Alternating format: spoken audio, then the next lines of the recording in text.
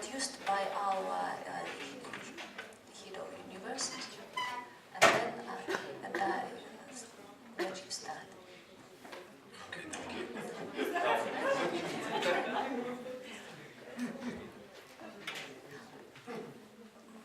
Indra, we can see you. Hold on. Let me just.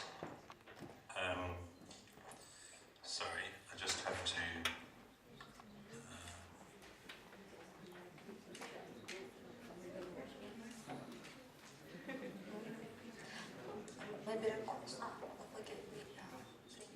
Now, can you see the presentation?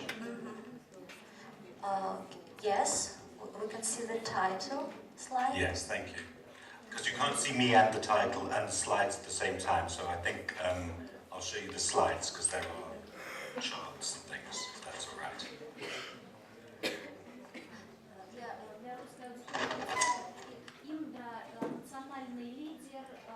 Давайте я представлю, да, у нас подключился все-таки ЮАР, Indra De Laynrall, это доктор наук, университет Johanesburg, руководитель исследовательской группы мирового интернет-проекта в ЮАР. Indra, you can start. Good morning, everybody. I'm very sorry I'm not there with you in Moscow. I am on a Skype line, as you know, from South Africa. This morning I'm going to present some research that we've been conducting into what has been called the mobile-centric internet and how that is shaping internet access in Africa, specifically 12 countries that we've studied.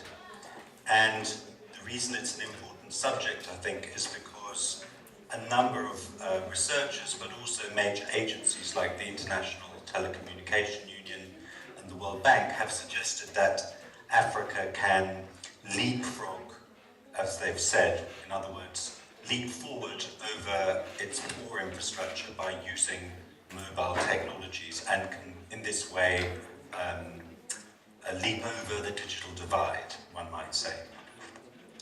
I did want to show some videos which I've taken in various parts of African countries showing some of the internet use, but what's very clear when we talk to young people in a number of countries, certainly those with higher use like South Africa and Kenya, is that young people especially are finding all sorts of things they can do on their phones.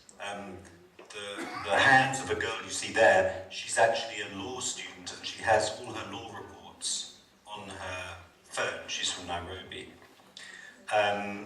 And we've also filmed with young people in villages who can't get newspapers, but they can get news via Facebook and via the internet on their phone.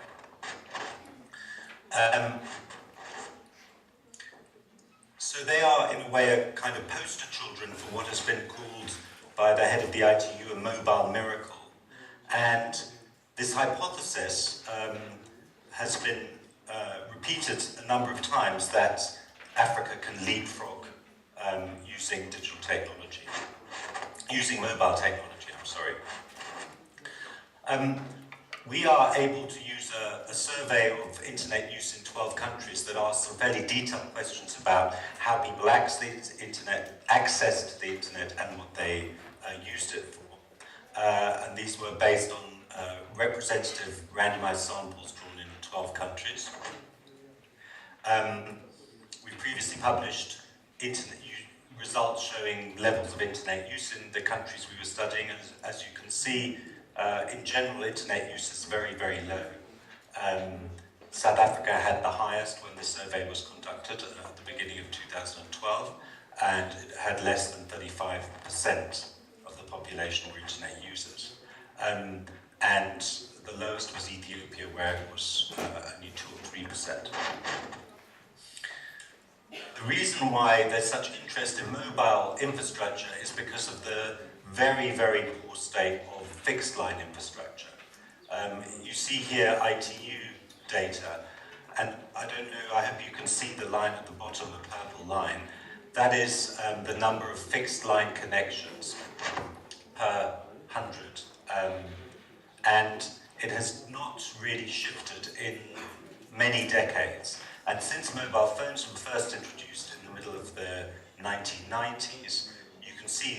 the purple lines remained almost exactly the same. In fact, it's declined a little bit in recent years.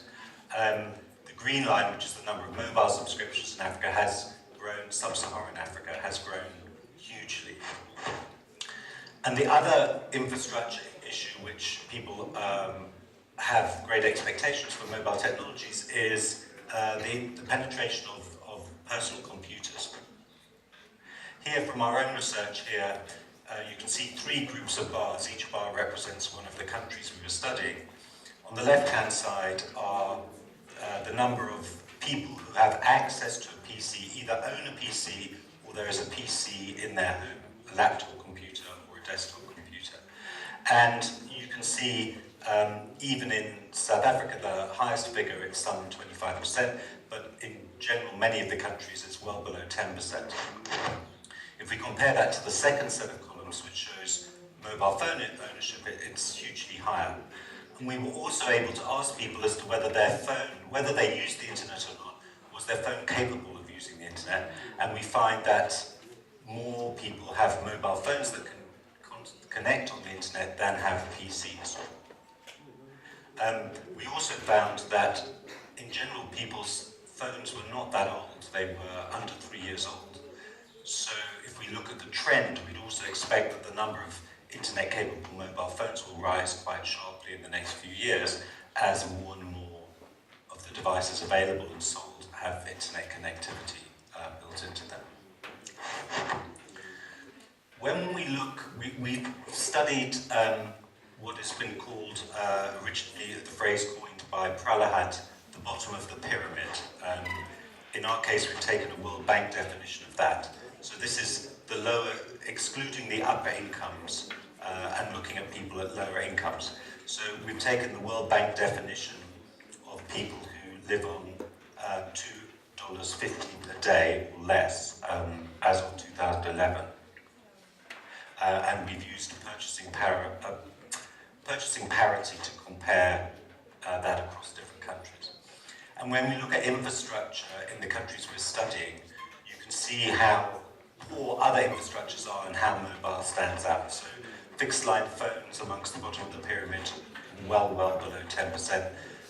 Many countries with piped water to the home or the yard at below 10%. Mains electricity vary greatly with some countries, including South Africa and Ghana with over 60%, but many countries under 50% with electricity. So mobile phones are an extraordinary success in bringing communications in a very short time. One thinks that the first phones were only introduced a little more than 20 years ago. But we see in the last block that the PC ownership is very, very, very low amongst the bottom of the pyramid.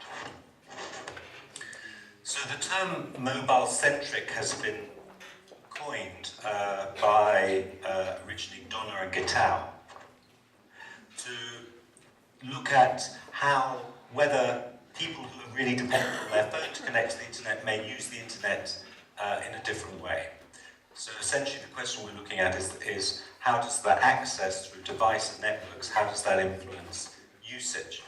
And this is very important if we're thinking about the idea of leapfrogging, because the leapfrogging hypothesis rests on the possibility or the assumption that mobile phones are a good substitute for personal computers, and mobile wireless networks are a good substitute for fixed line networks. When we analyze our data and then look at access to the internet, we find that overall the purple lines in the middle represent access via PC. So these are people who have access with a PC at home or who own a PC. The green bars are the people out of internet users who do not have a PC at home or own a PC, and therefore their primary means of connecting to the internet is a mobile phone. And the orange bars are those who don't access the internet on a mobile phone and don't have a PC at home, don't own a PC, and therefore they're entirely dependent on what we call shared use, in other words, at a workplace or at a college or school or through an internet cafe. And what's interesting is that there are still, you can see substantial proportions, especially in fact in the countries at the top, which are those with the highest internet use, substantial proportions of users actually do have PC access at home. But when we've looked at that further, we don't have the slides here, but when we look at that further, what we find is those are also the users who've been using the internet for a long time. The new users, the lower income users generally, are the ones who are most dependent on the mobile phone. And here we see the same analysis, but now only looking at those at the bottom of the pyramid. And you can see the green bars are much, much larger, and the purple bars are smaller. And so we found that at the bottom of the pyramid, the mobile phone is essential for many, if not most, users as their means of connecting. And in fact, in almost all the countries, more than half of internet users are mobile-centric.